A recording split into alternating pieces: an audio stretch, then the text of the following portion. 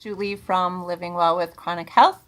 Tonight I want to talk about two things: the why of brain fog, and I want to continue to talk about how to minimize the effects of brain fog. The why.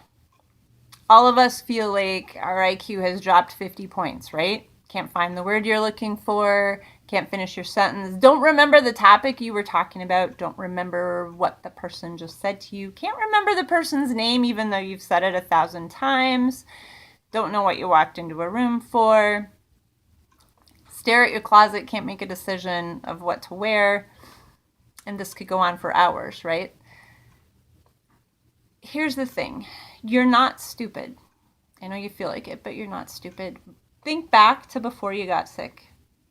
Your brain had to think about sensory input. It had to think about what you see, what you hear, what you feel, textures, temperatures, smell, etc. Now, 24/7, it has to process pain, possibly nausea, headaches, sometimes balance. For some of us, it's the tinnitus, right? I have this chronic 24/7 screaming in my ear that sometimes sounds like an ocean, sometimes sounds like a high-pitched ring. Even though you think you're not paying attention to those things, your brain is subconsciously processing them all the time. There is no way that your brain can process all those things and still continue to process other thoughts and input to the same degree that it used to. It's working just as well, just as fast. It's just that there's more input coming in. So give yourself a break. Be self-compassionate. Remember that there is a why. And your brain's working really, really hard all the time.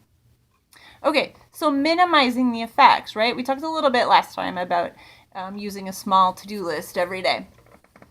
Today I want to talk about a routine because if you're going to be on automatic pilot cognitively, you don't want to have to think about things like, you don't have to think about anything more than you have to think about, right? So the more that you can establish routines, the less you have to be intentional about thinking. And it's okay to be intentional then thinking about other things that matter more to you, right? So here's an example. Every Friday or Saturday, sometimes Sunday, I will cook a lot of extra food for the week ahead so that I don't have to think about that during the week. I can just pop something in the microwave and heat it up, right? I don't work those days. So those are days that if I'm having an adequate day, I can do that. And I do it every weekend. Otherwise, you know what? I'm going to look in the fridge and not even know what to put in my lunch. And then I'm going to end up going somewhere really expensive for fast food or whatever, which isn't good for health anyways, right? So that's one routine that I do. Don't have to think about it. I kind of know the favorite lunch foods in the back of my head, and that's what I do. I make 2 or 3 different soups and whatever. That routine is extremely helpful. The other routine that I have, it has more to do with space, and that's putting important things in the same place all the time. My most important spatial thing is this backpack. I think I brought it up last time. In the biggest pocket, I have work-related things that I need to take home and back to work, and so there's things in there like books that I'm reading for work, a notebook, pen.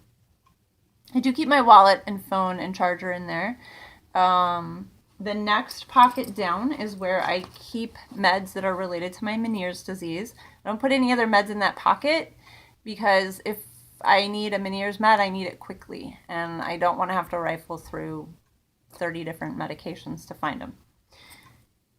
This pocket is where I put my work key card. If I'm driving, I don't drive much anymore, but if I do, I put my car key in there when I'm done driving. The next pocket down is where I put pain meds. So my migraine meds, Advil. If I'm having a really rough night and I want my muscle relaxer, it's in this pocket. And the last pocket down is for things like my hand lotion and chapstick. Things always go back in those exact pockets. The backpack goes by my bed at night because I take my meds at night.